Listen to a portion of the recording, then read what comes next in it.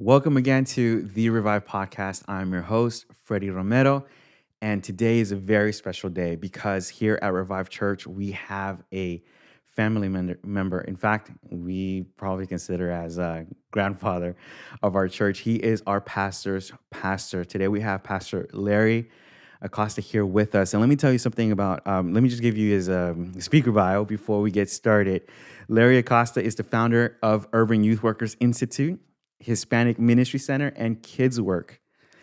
Pastor Larry continues to focus on the development of the next generation of urban leaders for transforming their personal development and ministry through his speaking. He does it through his speaking, writing, and mentoring. Currently, Pastor Larry is the lead catalyst for City to City LA. And their goal is for church planters and ministry practitioners to have practical tools for starting and growing a congregation that is grounded in the gospel. And so they also experience gospel renewal, and he does this very, very well. And Pastor Larry is a founder of founders. He is a pastor to pastor. He's a mentor to mentors. Pastor Larry, thank you so much for being on our episode here today. Thanks, Freddie. It's a blast to be here. It's kind of like, family, when I'm ever around the Revive Church family, it's like coming home. So grateful to be here. And we're so excited. And, when we're thinking about our podcast being a podcast that helps people participate in a movement of living out their redemptive purpose in their circles of influence, you're that person that embodies that. And so for a lot of people, though, they know Pastor Josh, they know Pastor Noemi, but he would attribute a lot of the language that we use here at Revive Church to you and the mentorship you've provided over the years and the shepherding that you've provided over the years. For those that don't know you, could you just share a little bit about your life, share a little bit about yourself? Yeah, I grew up in a broken family system, Latino machismo kind of home where there was a lot of, when the alcohol flowed, my dad would rage on the family. There was just a lot of abuse and dysfunction and pain, really. And really, my story started through my mom's influence.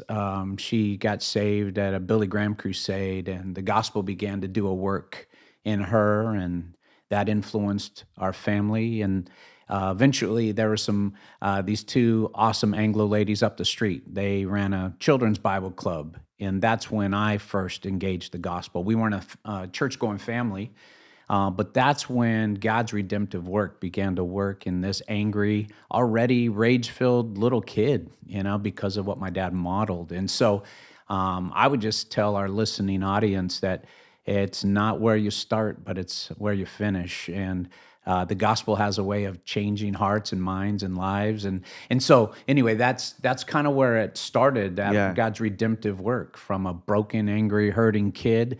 And then that started to plant a seed about, being the first in my family to graduate from college and giving back then at that point, like, okay, this gospel changed my life, and now what is God asking me to do with it? And that's when, I started more of a journey of thinking about how to let the brokenness in my life, let God heal it, and then letting that compel me to go and help others coming up behind me. So other Latino leaders and beyond, kind of getting into that more multi-ethnic leadership development space, trying to be a voice of hope and a mentor to young leaders coming up behind me, just because of what God was doing in me. I wanted to give back. And so I've been on that journey for a lot of years personally, but then also through the organizations we've started. Right. So staying on that for a second, your first introduction to ministry, what was when you first get saved and you first feel this inclination to serve in the capacity that you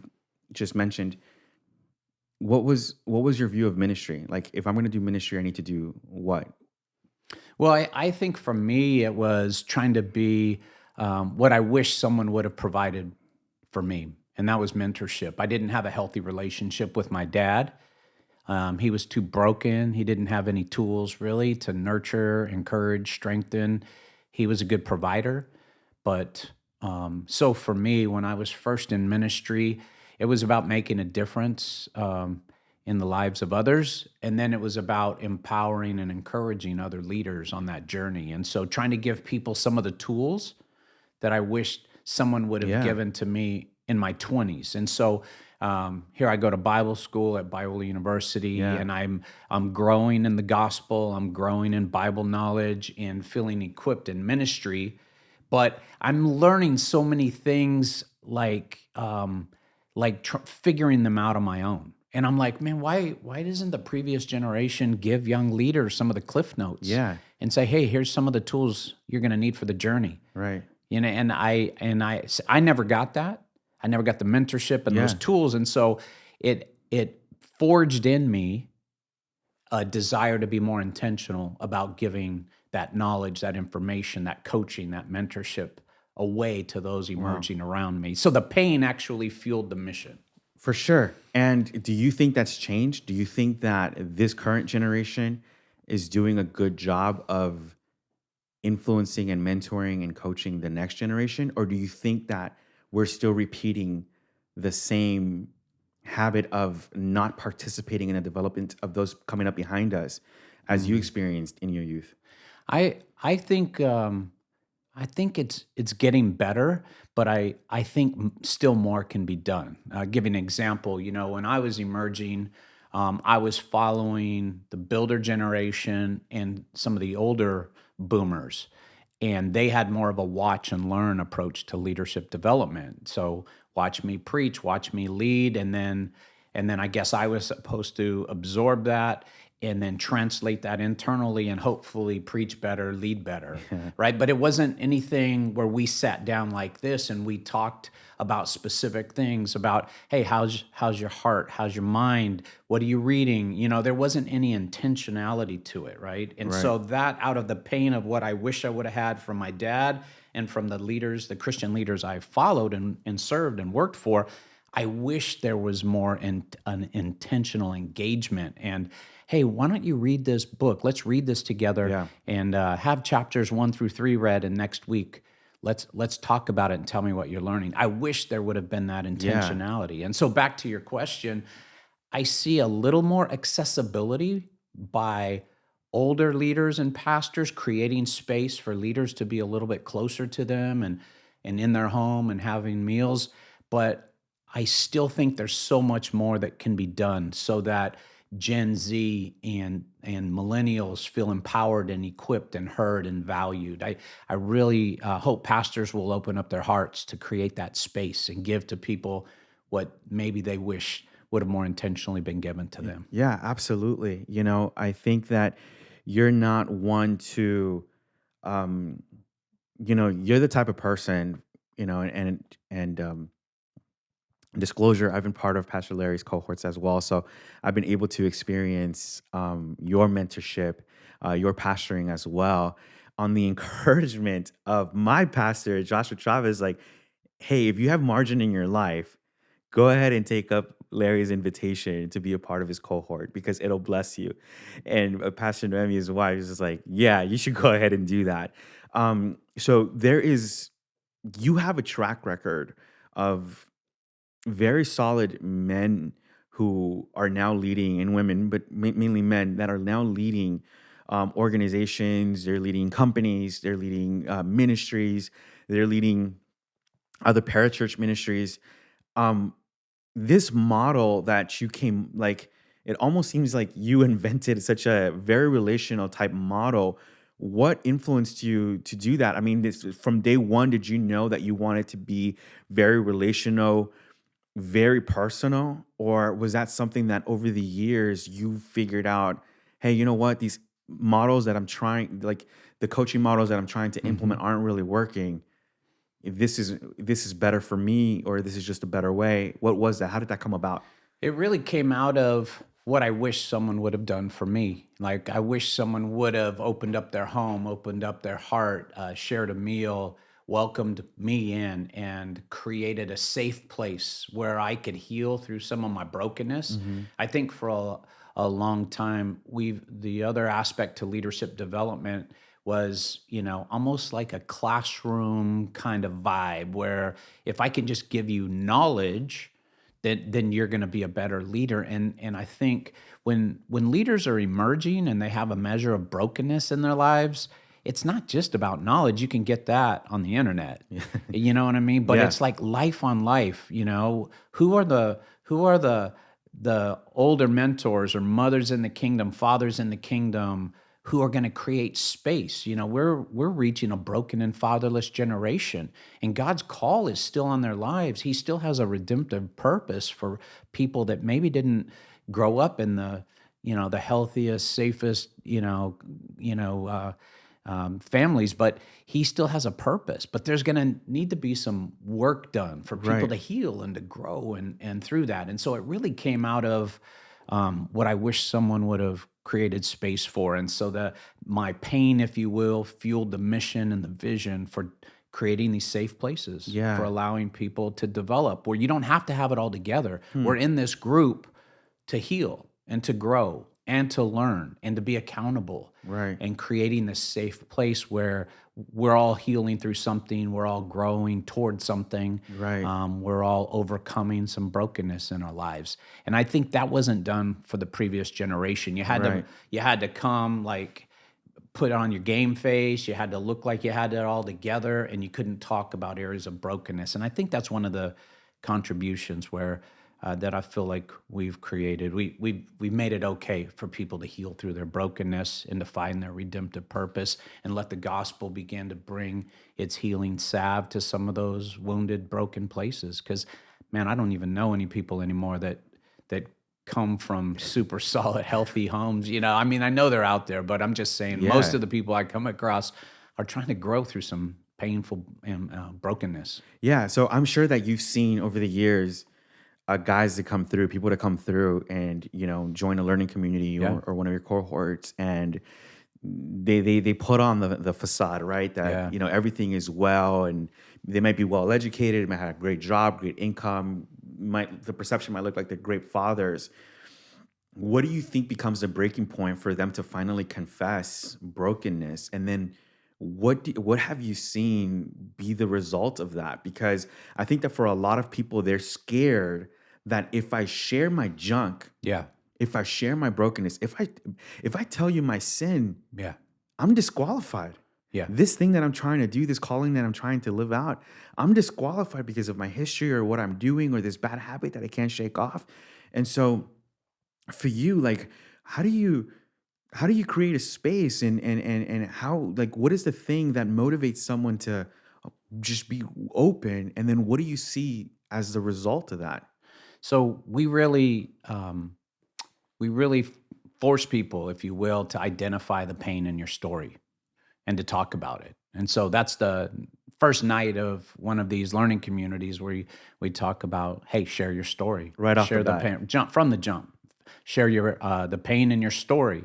And usually that's a great equalizer when you go around the room, and even the people that might have the, you know, shiny report cards and the successful jobs and all the stuff that the world says makes you successful, right? Yeah.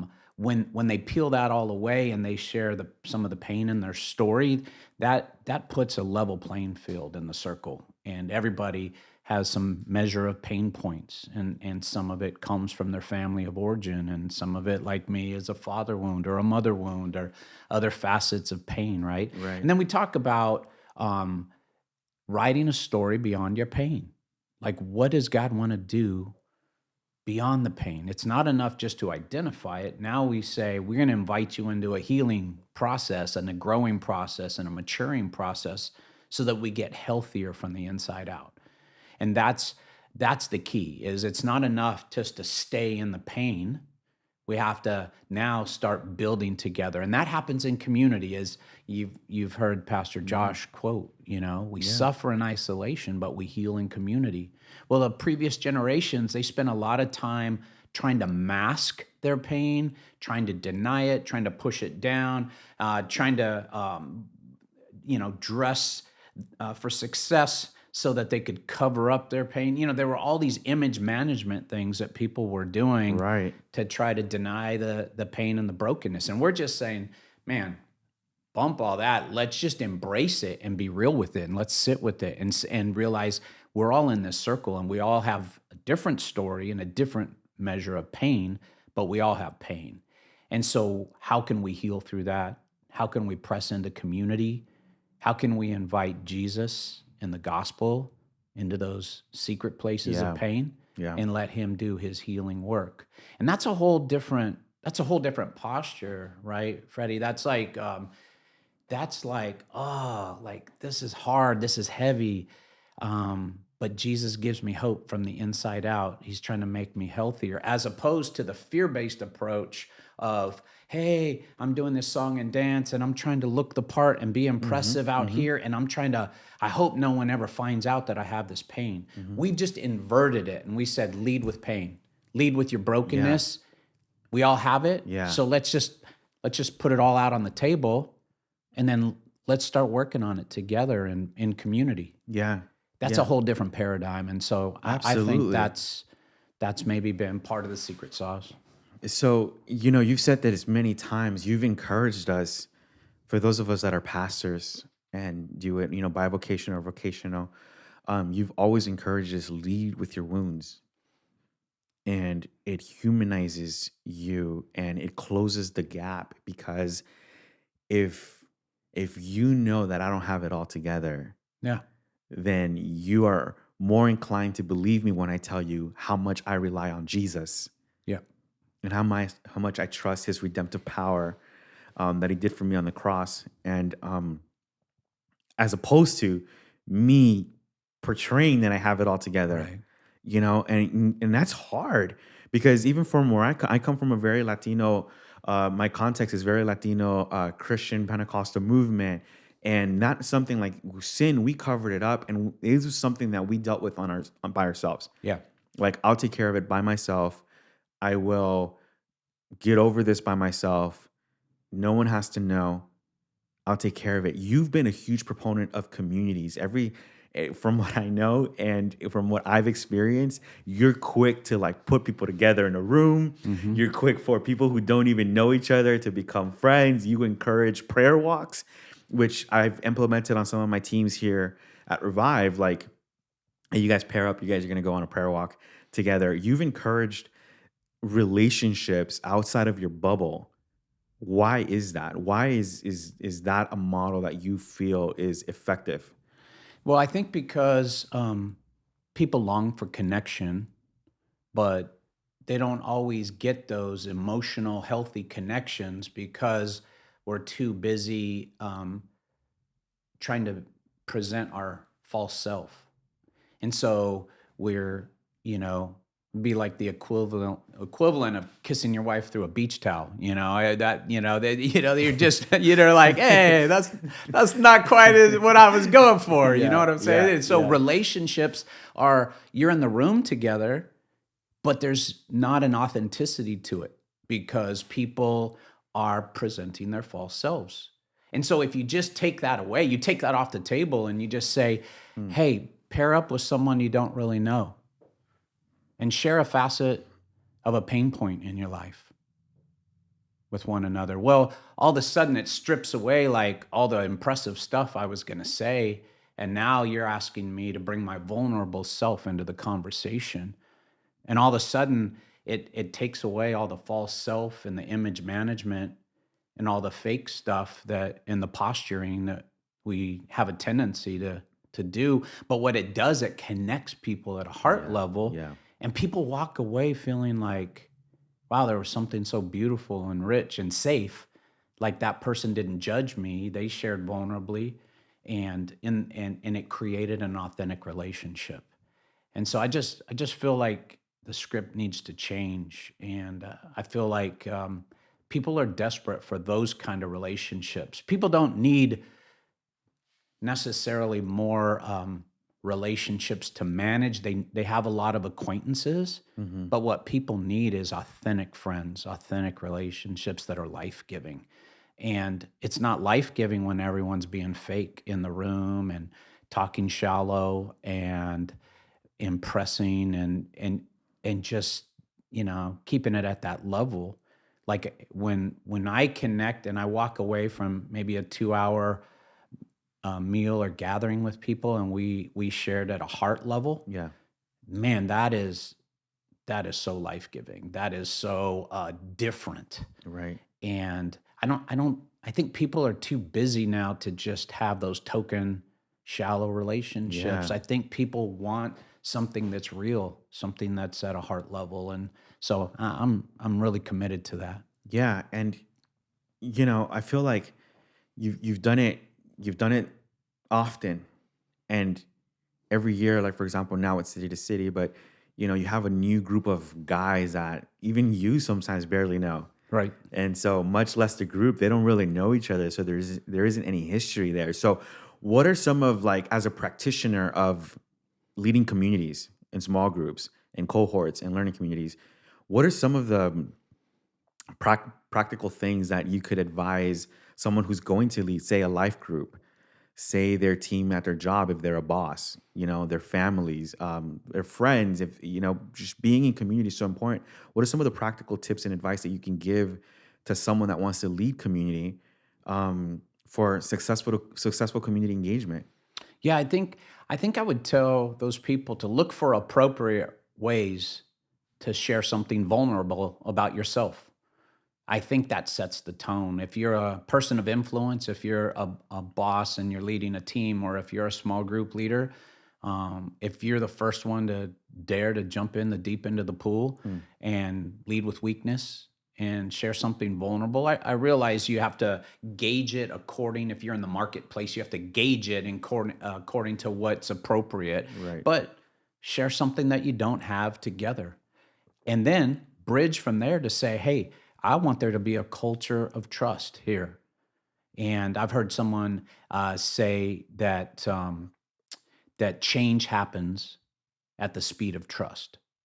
Change happens at the speed of trust. Well, you want to build a team that Yeah. trusts each other. You want Yeah. to build a small group that trusts each other.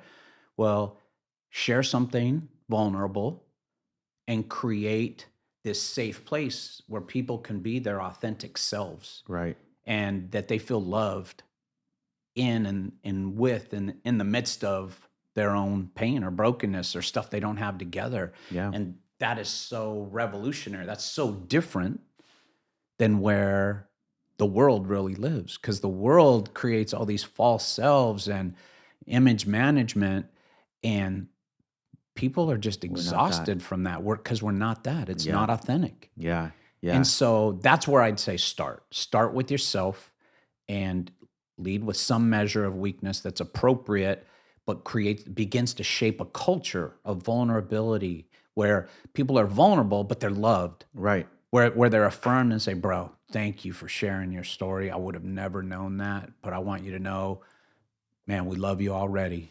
We value you, and we're with you. We're all in this process Yeah. to heal through our brokenness. So what you're doing is you're leveling the playing field, Right. you're making it safe, and now they've shared something vulnerable about themselves, the very thing that maybe in certain circles they've been trying to mask and Mm, cover up. mm-hmm. And you've assuaged their biggest fear, that if someone knows this about me, and they might not love me, they may cancel me. And then these dudes come in and say, bro, we love you, man. We all got our stuff. Yeah. We're on this journey toward wholeness and healing ourselves. Right. And I think that's where it starts. And then there's some activities you can do. You mentioned sending people out to do prayer walks. I sometimes send people out and I say, for the first 10 minutes, just share what you're going through. What are some of the challenges you're facing? I'm not a fan of, share your favorite ice cream, share your, Yeah. That's not what you're trying to know. all those shallow little questions. Yeah. Share something that's going to cause someone to share a little something somewhat vulnerable on various levels, right? And then say for the first 10 minutes, 5 minutes each, share a little bit of your story, some of the challenges you're facing in this season. And for the second, 10 minutes on your way back, pray over each other. Well, Right. that's just an activity. It's a way for people to share and to pray for one another.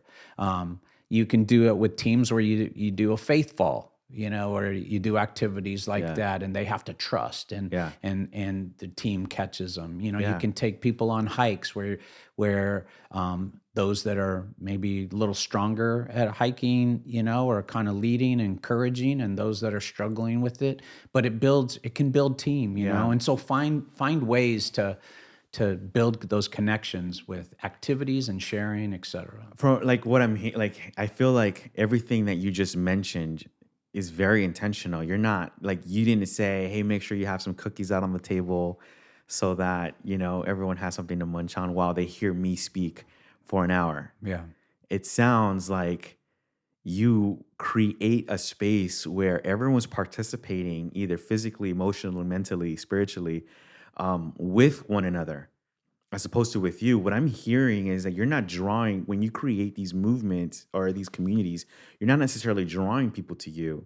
What you're trying to do is you're trying to foster relationships that otherwise wouldn't exist. I remember when we first started with City to City, one of the things that you said in one of your cohorts, the one I was in, you said, hey, this is, in my years of experience and talking to a lot of leaders, this is lonely. And it's lonely for a lot of reasons, because not everyone is going to understand what you particularly are going through. Mm-hmm. So I hope that you will meet someone here or a group of people here that you're going to be lifelong friends with, that will be there for you and have your back and, hold you accountable and rebuke you, but at the same time, just love on you and encourage you. There's some people that will say like, well, I don't have that. Where do I go? Yeah. Where do I start? Yeah. Leadership is lonely. And whether you're in the marketplace as a boss, team leader, you don't get all the credit, and you usually get more of the critique, for things that aren't perfect and don't go, exactly as hoped and planned. Yeah. And so leadership is lonely, whether it's in the marketplace or in the church. And so, I always encourage people to create what I'll call a mentoring constellation. And so in that, like if you can imagine on a piece of paper, making an X on a piece of paper, and in the upper quadrant of the X, I want you to write upward mentors. Who are the older mentors? They could be people that you want to learn from. Maybe you intentionally have a meal with once a month, or they could be people who you read their writings, and they're a form of a mentor. You can't physically meet with them, but you intentionally read their writings, and they're mentoring you that way. So those are upward mentors. And then the bottom quadrant is downward mentees. Who are the downward mentees that you're trying to influence, right? And in the marketplace, in the business world, it might be various team members, some really sharp, up-and-coming go-getters that you're just trying to accelerate their growth, right? Yeah. And then the quadrants on each side, write the words peer mentors on both sides. Peer mentors internal and peer mentors external. So your peer mentors that are internal, those are people that maybe are in your life, they're in the city in which you live, they're maybe 20 minutes, half hour away. If you wanted to have a one-on-one meal and sharpen one another, they're accessible. Peer mentors external are people, maybe you went to college with them, they're just a trusted brother, trusted sister. You know, every time you're with them, you're like, why don't I spend more time with this person? Yeah. But life has had a way of maybe taking them to a job on the other side of the country, and they're not in your life on the daily, but they're in your life. Right. And write their name down, because maybe through a Zoom call, you can still intentionally have that kind of sharpening iron relationship, right? Absolutely. So what I want our listening audience to understand, there's intentionality to mentoring others, but there's also intentionality to writing some of the names down and then putting in your calendar, how am I going to intentionally get time with these people in these different quadrants of this mentoring constellation? So to you, Freddie, then I would say, you know, who are some of those upward mentors that you're trying to say, hey, when in the next month could we get a meal? Could we get a coffee? I just want to bounce some things off of you. Can I get an hour and a half of your time? Yeah. Yeah. So I want our listening audience to think, who are those people? Right. Write their names down. Right. And then it's not enough to write it down. Now, email them, text You them, gotta take action. take action and figure out how you can get on their calendar. Will they give you an hour and a half, 2 hours, and you come ready, you come with something to write with. Don't just cruise in like, yo, what's up? Bring your A game, right? Come intentional, ready to learn, have some questions, make it worth that person's time. Respect their time, right? So that's an upward mentor. Right. Your peer mentors, that's where you reach out and you value them and you tell them, man, whenever I'm with you, like you sharpen me, you make me want to be a better dad, or you inspire me to be a better wife or mom, whatever it is, and say, do you think we could meet for coffee once a month? And maybe just talk about how we can be like iron sharpening one another. Right. And you do that on both sides of the quadrant, internal and external peer mentors. And then your downward mentees, those are the guys I'm pouring into in my various learning communities. I'm thinking about, what does this individual need? I've had times where someone was a little bit timid or reluctant to read. Whenever I would say, hey, would you get out of chapter 1? The only times they would talk would be when I had called their name, but they wouldn't just jump into the conversation. Right. So there have been times where we've had one-on-one sessions, and I used the phrase, I said, hey, I just want to invite you and encourage you that your voice matters. And I need you to step into that. Because when you do talk, you have something to say, but there's some part of your pain in your story that sabotages your courage, and it keeps you from choosing to jump in the conversation unless invited. And so by that intentional time I invested over a meal to point that out, to encourage them to find their voice, I noticed that the rest of that year together, they were more intentional, because I said, when you talk, you have something to say. Right. I got a few guys, my extroverts, they don't always have something to say. They just have something to talk about, And but some of our introverts, we need to invite them into the convo, because they actually have something to say.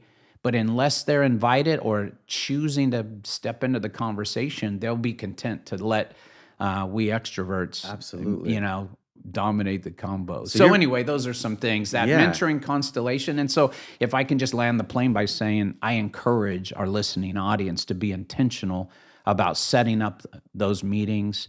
And what will make your life rich is you're now benefiting from that older mentor.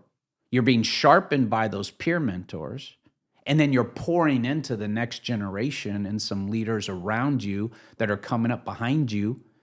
And so it's always going to be this ecosystem of life-giving relationships, because you're being sharpened and mentored, but you're giving it out and you're making a difference because you're being that intentional role model to those around you. How different would the church be, right?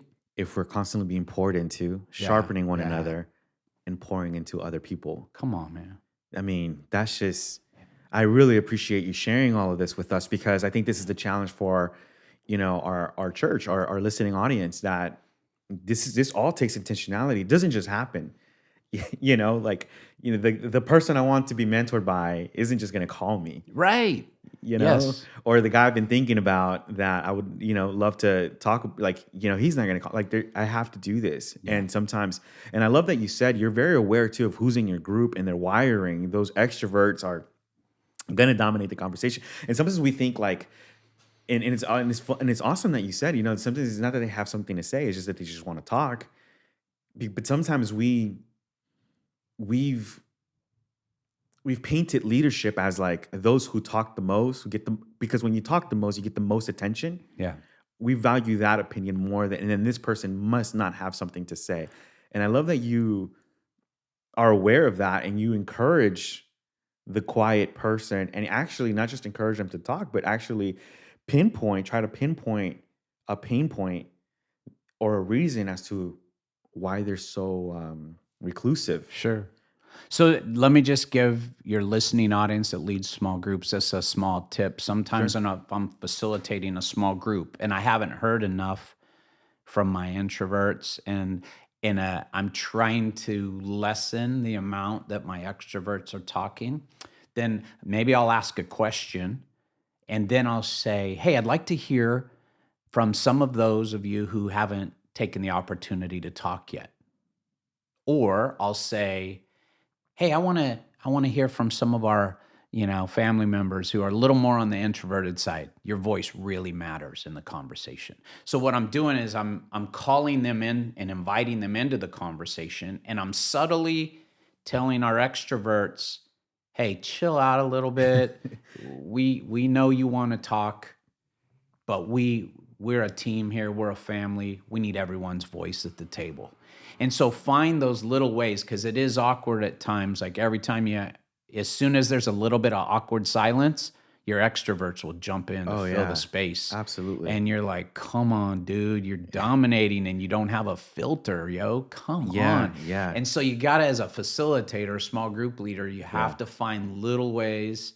And sometimes if they don't pick up on it, our extroverts, that is, I'm just saying, oh, hold up, and I'll just maybe say their name. I really want some of our other team members here in yeah, the group to really find yeah, their voice. So I know you're excited, and I just have to put the brakes on for them, and then really, and then I might even just say, hey, Julio, jump in here, man. I know you got something to say. yeah. What'd you get out of chapter 2? What's Right. something you underlined, and what are some of your? So anyway, I Yeah, wanted to sharpen some of our small group leaders, because that is a constant challenge yeah. to balance the voices in the circle.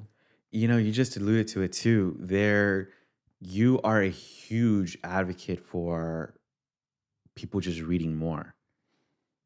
You know, why is that? I mean, I think that we all kind of know, like, for example, we all know that eating healthier is important, Mm. but, a lot of us don't do that. We probably all would also agree and say reading is good for you. We just don't. Why are you such an advocate? And also, like, you hold people accountable to like that commitment of reading. Why is that something that you base, you know, your mentorship on? Um, why is it so effective? Yeah, one of my upward mentors coined the phrase, readers are leaders and leaders are readers.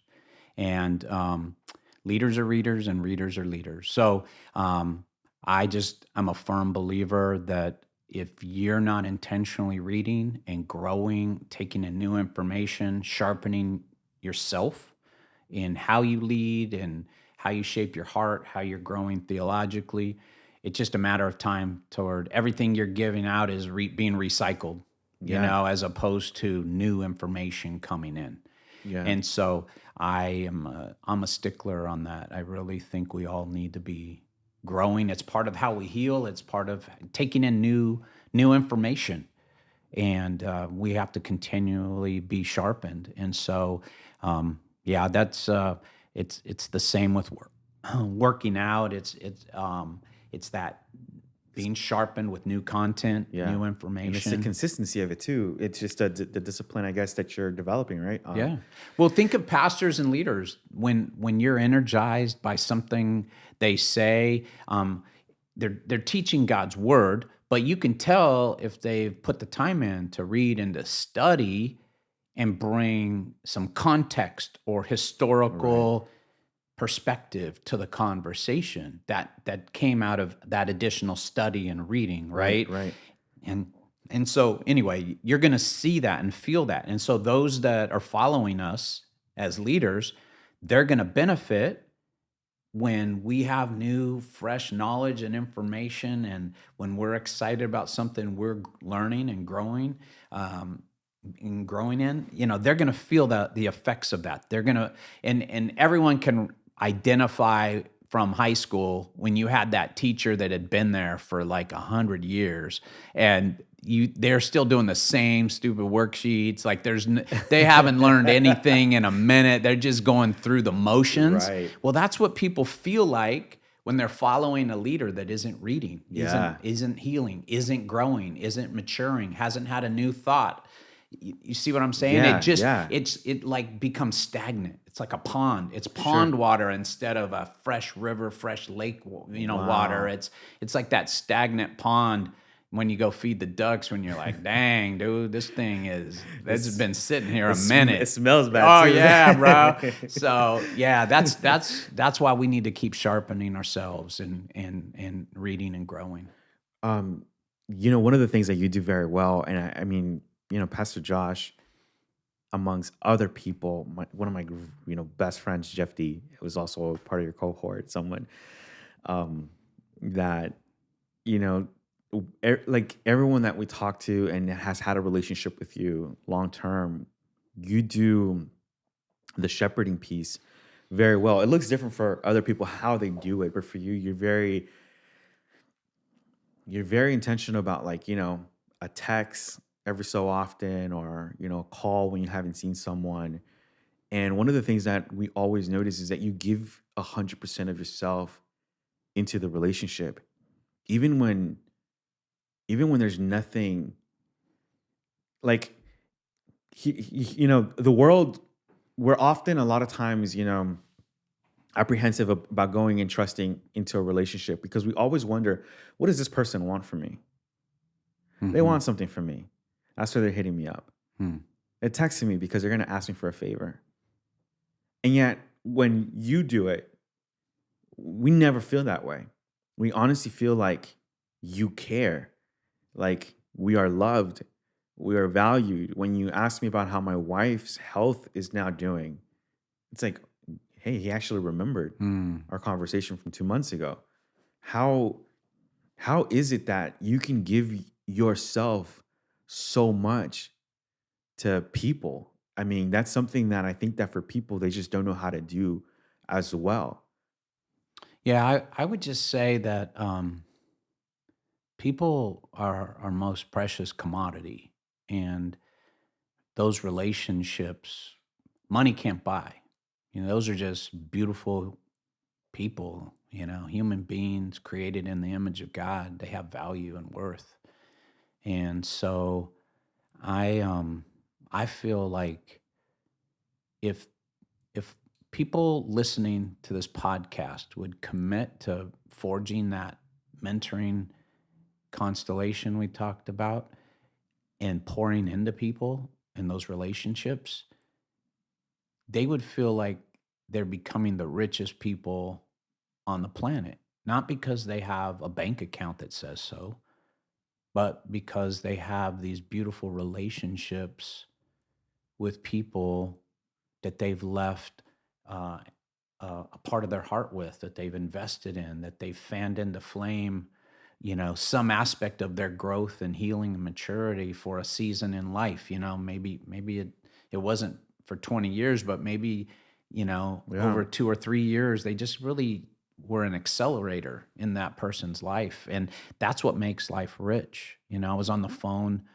this morning with a guy from New York, and he was saying, "Man, I've had 3 recent conversations with other leaders, and I didn't realize that they were all in one of your mentoring groups in New York, years ago, and they're all key leaders in the city." Yeah. Well, I was investing in them when they were like youth guys, youth pastors at different nonprofits and churches, and they were unsung heroes. No one saw the value in them. And so at that time when I was at UIWI, I saw value in them, not because it gave me any credibility in the moment. It was a labor of love, but I saw value in them, and I Right. knew they were emerging and were going to be key influencers in the city in the Yeah. future. Yeah. And they are today, but it took the intentionality to invest the time, the money, the Yeah. relational energy to pour into these guys. But that's what makes life rich, And it's not, I don't know, it's not because I see them necessarily every day, or that it gives me some direct benefit or anything. It's just like the kingdom is better and my heart is healthier because I've given myself away and in a way to make other people better. And so I don't know. I think our listening audience can get that, you Yeah, know? absolutely. There's another thing, that's the ideal result of your mentorship and time and love that you've invested. I'm sure that on the flip side, there's been many relationships where you've seen potential in people, vast potential or gifting, and they tell you, "Hey, I want mentorship. I want to be shepherded. Hey, I want to Mm-hmm. walk alongside of you. I want to be discipled." Mm-hmm. And then they end up ghosting you, Mm-hmm. or they end up not submitting to the process, not confess, keeping something from you that later Mm-hmm. gets exposed. Yeah. And I know, like, I'm sure that hurts. Heck yeah. I'm sure that hurts when you give so much of yourself and then just the love that you give isn't reciprocated.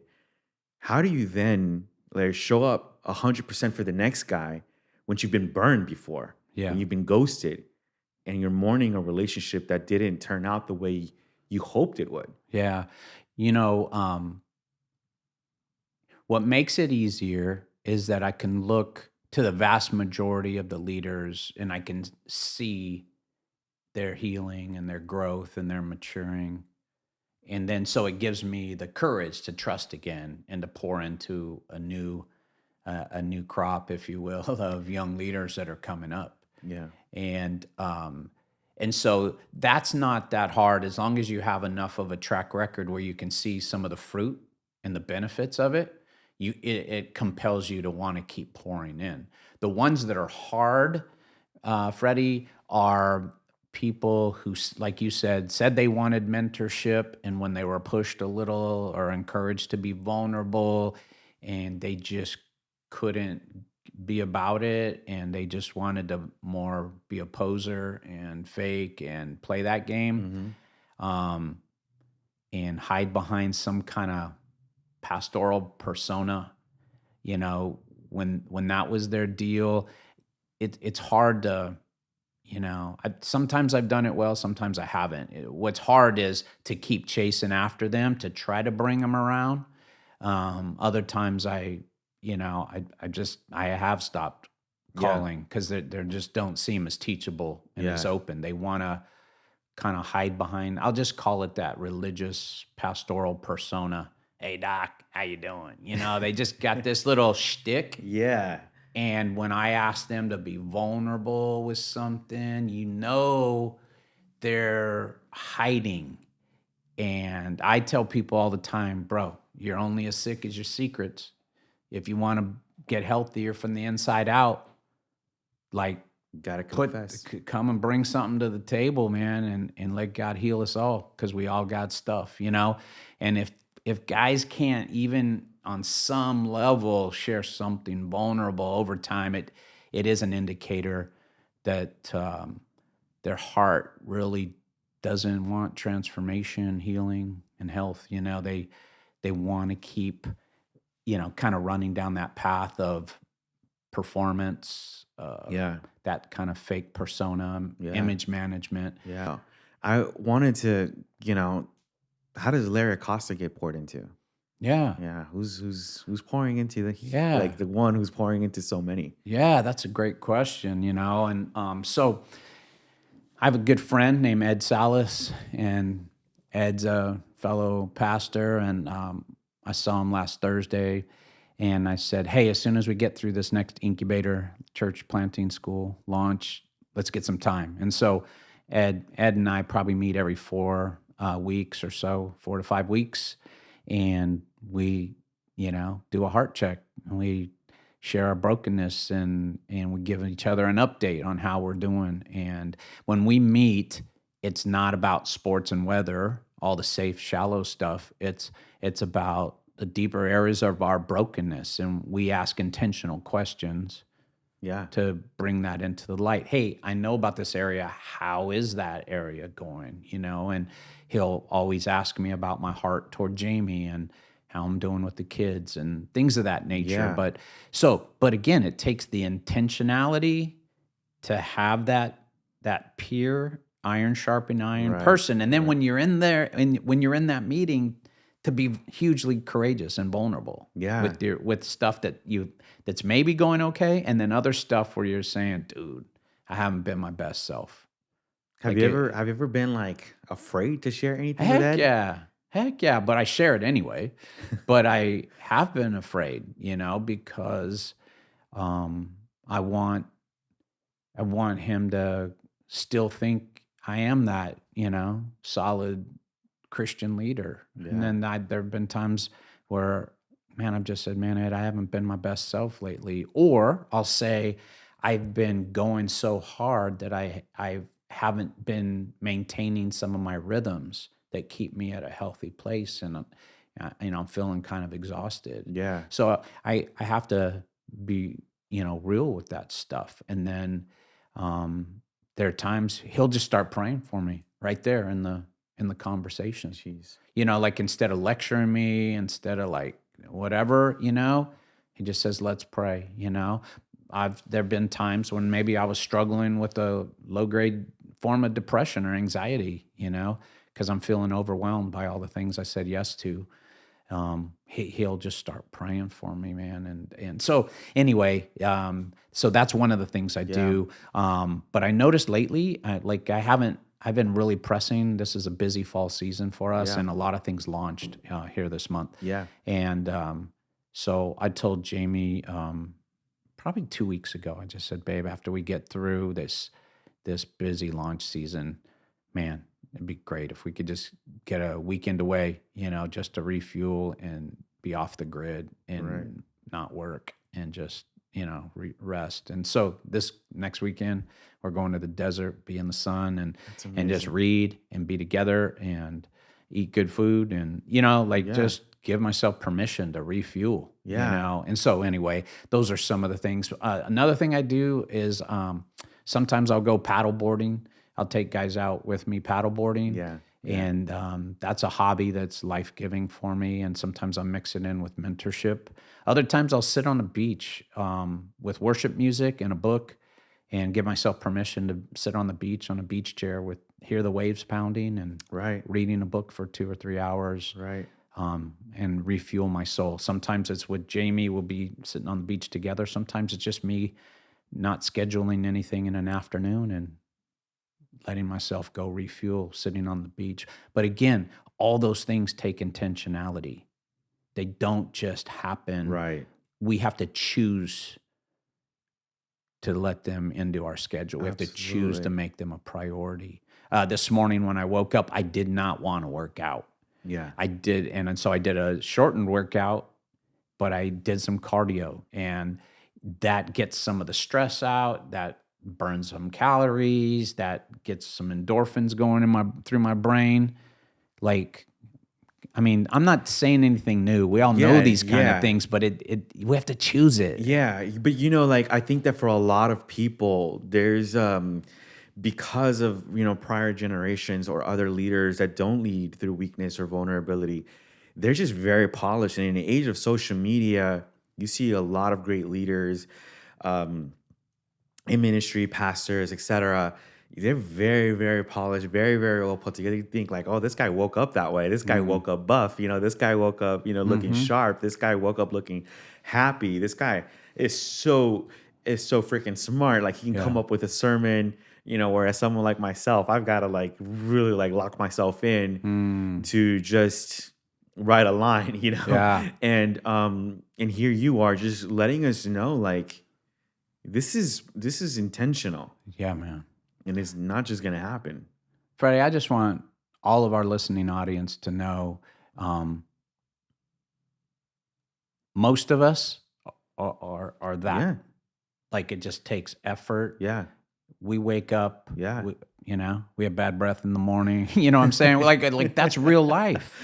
Yeah. Like we're never showcasing exactly. that though. Like, Our relationships take work.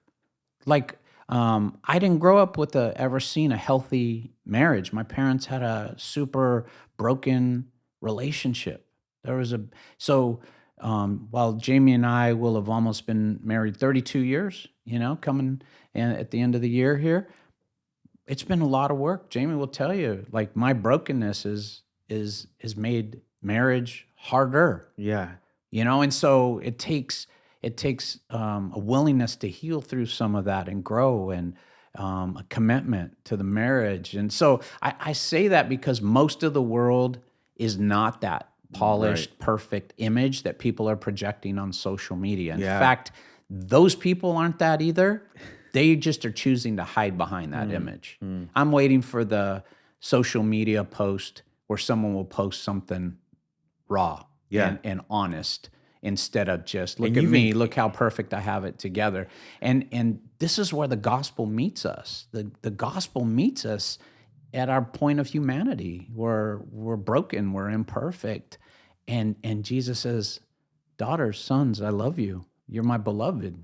Let's go, and so it gives me great hope, Absolutely. while we were so broken and desperately lost, the Father looked at us and said, I love you. And we were so loved that He sent Jesus in spite of our brokenness and mess that we were in. He was glad to send Yeah. His Son to rescue us from our brokenness. So So, beautiful. I mean, it's such a crazy reality, Yeah. the gospel. One of the things that you've said to us consistently is, I want you guys to finish well. Yeah. I want you guys to finish well. I don't want you guys to be on that last lap and just throw it all away, Mm-hmm. quit, punk out, do something that you're going to regret, that just throws away your reputation. Um, what does finishing well mean to you, and how can we ensure that we finish well? Yeah, that's a great question, Freddie. And for me, it was I was first exposed to that from one of my mentors, Dr. Bobby Clinton, and he wrote a book and talked about finishing well, and he talked about some of the rhythms and practices that lend a life toward finishing well. I'll talk about a few of those in a moment. But what I would tell our listening audience is, because there's people at various stages in life. There might be someone in your 20s or 30s, right? And so finishing well would mean at the, coming toward the end of your life as you get into retirement and things. You don't want to rank out. You don't want to, punk out then. You want to have a life that where all the way to the end you honored God with your life, Right. And the example we have is in midlife. King David, he Yeah. he messed up. Yeah. He Yeah. stopped going to war. He stopped doing the things that got him there. He settled on his laurels, and he's like, "Oh, I'm big time now. I got guys who go fight for me. I don't go fight anymore." And that's when he sinned with Bathsheba. Well, Yeah. he got back on track, but that would be an interruption to a life finishing well when Yeah. we get off our game plan and we start thinking we're the stuff, and we stop doing the intentional things that help us to stay sharp and live well and wise. Right. So I would tell our listening audience, whatever phase you find yourself in, that early phase, the 20s and 30s, what are the rhythms you're doing? What are the decisions you're making? What are the choices you're submitting to? What are the things you're watching on Netflix late at night? What are the places you're saying no to when your flesh is weak and when you're being tempted sexually? I mean, all those countless little decisions lead to a life that could finish well. Finish well. Right? And then you get in the middle game and you're a little bit older, you're maybe in your 40s and 50s. And that's where David blew it. And that's where we're going to be tempted. Maybe you've been married for a while and all of a sudden we stop dating our spouse and we're just going through the motions. And, we let the kids just hang out and post up in their bedroom, and we sit on the couch and watch ESPN, or, we're just vegging. We lost the intentional edge about connecting with our kids, connecting with as spouses. We stopped doing those rhythms that got us there. Well, we're going to be at risk of finishing well because we're not experiencing those healthy emotional connections relationally, right? Yeah. And then you got examples of people in the later seasons of life where they maybe make some unhealthy choices in the later seasons of life. We all know various pastors that get found out because of some unhealthy things where their power went to their head and they abuse people, or they use their power to maybe have some conversations about some various sexual exploits they were trying to pursue, and Yeah. it just wasn't healthy. They weren't Right. in check, right? And it comes out, and they end up being a leader who doesn't finish well because they didn't manage it in those earlier phases. Right. And so, it's some of the basics, Freddie. How do we finish well at every phase? Man, making sure we're connecting to Jesus, like a spiritually, some measure of spiritual vitality. Not And what I want to make a distinction, Freddie, is a lot of people think it's like having a quiet time so we can check the box and say, God, I did this thing for you. That's legalism. That's not what we're talking about. I'm talking about some measure of spiritual vitality where we just connected to the heart of the Father. Whether it was 5 minutes or whether it was an hour, like different people connect with God in different Yeah. ways. And sometimes it's through worship and through reading his word. And sometimes it's through prayer walk, one-on-one with God. But again, some form of consistent connection with God, not because that's what good Christians do, that's legalism, but just like, God, I'm desperate for you as your son, as your daughter. I need you. I need you for wisdom. I need you for strength. Especially coming out of COVID, right? We have so Yeah. many people on the verge of some kind of anxiety, and just like certain things can tip us into that place of anxiety and fear. And so, man, if there's ever a time we need that spiritual connection with God, it's not about checking any box. It's about, I desperately need the Father. I need his presence that centers me and strengthens me, right? So, Yeah. so some measure of connection with the Father, again, back to some healthy, life-giving relationships, people that had accountable relationships, people that had people asking them the hard questions, people that had people in their life encouraging them, that weren't like these isolated leaders trying to do life on their own. They had some life-giving friends that they were doing life with. That Absolutely. measure of community, those are the leaders who finish well. People who stay connected to God with an authentic relationship, people who have community in their life, that they're journeying with, they're not alone. Third, leaders who are reading and growing and maturing, listening to podcasts like this, Yeah. so they're being sharpened. Right. So it's called being a lifelong learner. Yeah. So the leaders who are lifelong learners and doing some of these practices, these are the leaders who finish well. And so those are three of That's handful phenomenal. of things. Thank you. That is so helpful. I think that what you're, on the flip side, like inactivity or being idle, is dangerous. Yeah. One of the things, and I'm to close out, because I can just talk to you for hours, and I know people would want to listen to you for hours, but I don't know about that, but but one of the things that's really unique about you is that you've started what we would deem successful ministries and organizations that you then handed off. And I got to witness one of those with Urban Youth Workers Institute, how you literally handed a baton off to the new CEO, Tommy Nixon.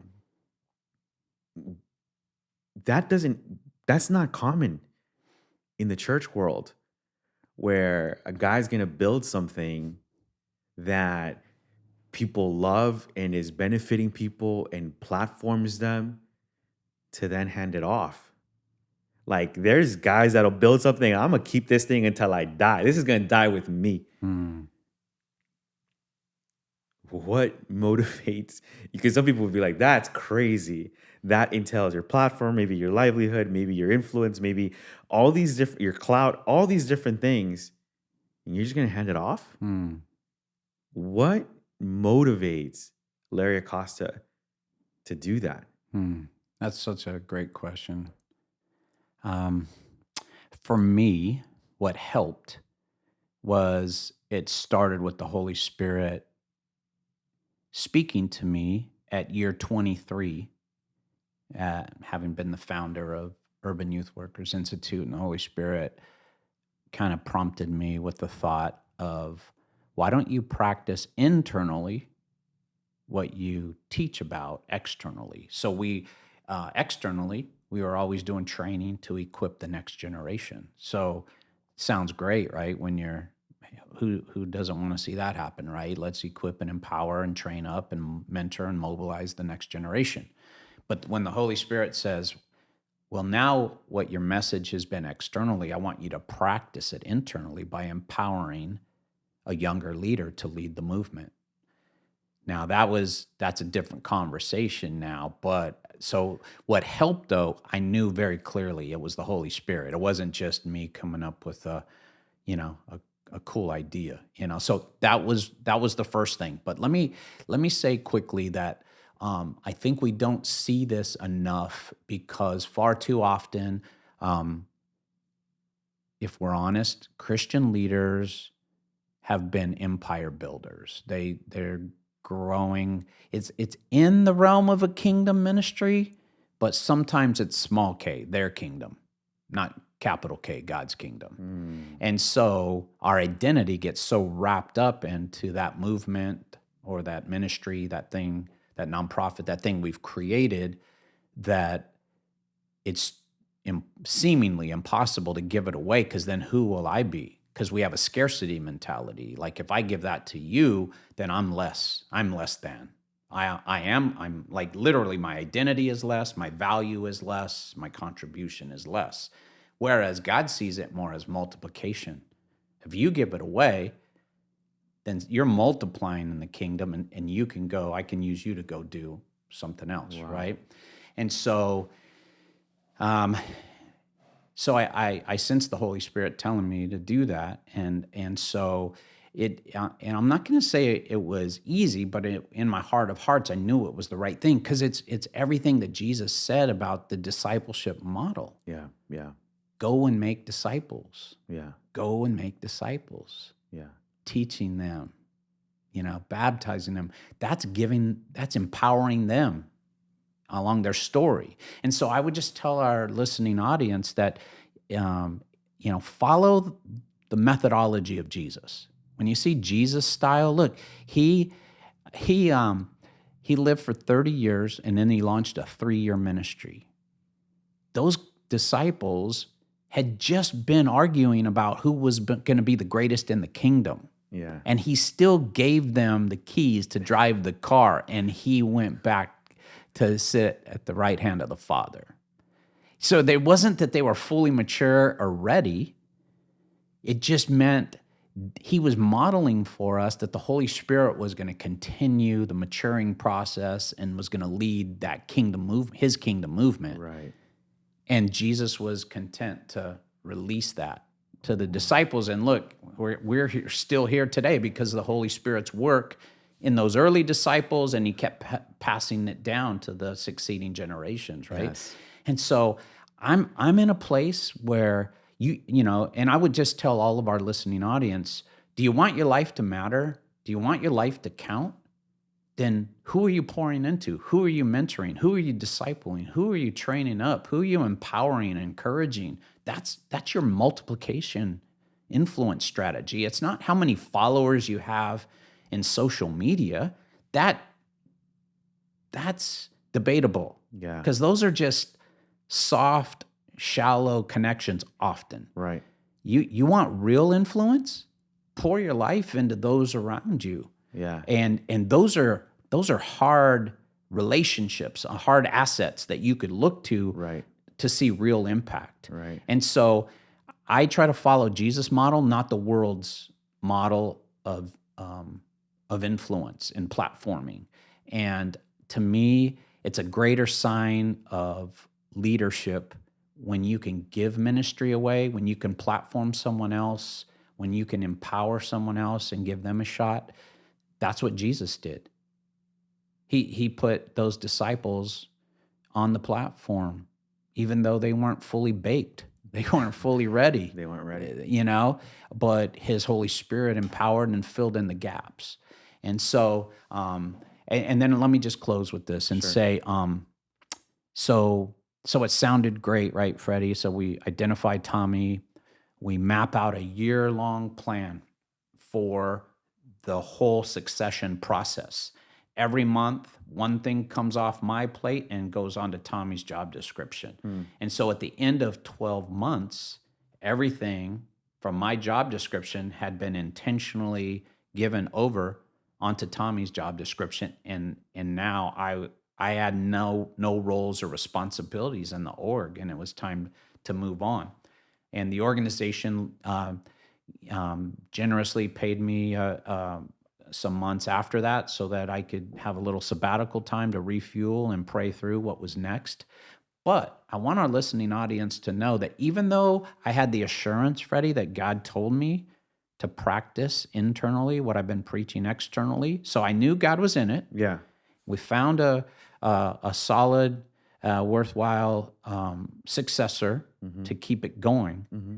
But he didn't rescue me from a season of having to trust him with how that transition was going to go. So I passed the baton, and there were still some months where I didn't have another job lined up. It's Yeah. not like he said, hey, why don't you pass this to the next generation? And hey, here's an offer letter Right. for this next ministry opportunity. He let me have a season where I had to trust him for what was next.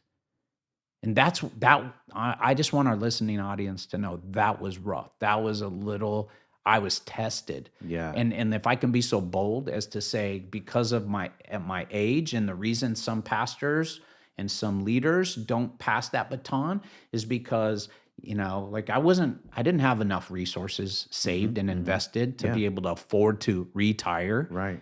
And so that's why pastors hang on way too long into their 70s to pastor, because they need that paycheck coming in.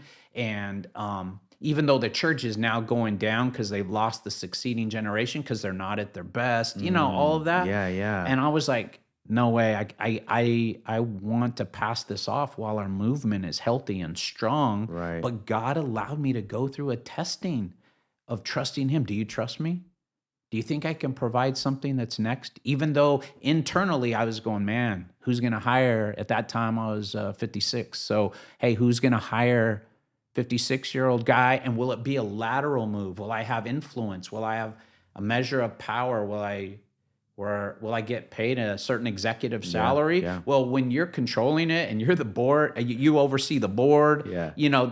After 25 years, they pay you at a higher level because you're the founder. You have that influence and that respect. Right. Well, once I don't have that, I'm not the founder. I'm working for someone else. Would someone see the value in me at that age? So I just want to be transparent. That was a faith check for me, what Bobby Clinton calls a faith check. Yeah. And I had to trust God through that. And wouldn't you know, after a few months, phone rang and someone said, hey, could we talk to you? It was Tim Keller's organization out of New York, city to city. Yes. And they asked if I would consider leading their movement here in Southern California, church planting organization. And I said, well, hey, man, I've never planted a church. I've grown a couple nonprofits, and one of them became a national organization. They said, no, but you've developed leaders, and that's what we need. We need someone that can help shape a pipeline of young church planters and kingdom leaders. And so God eventually put it together.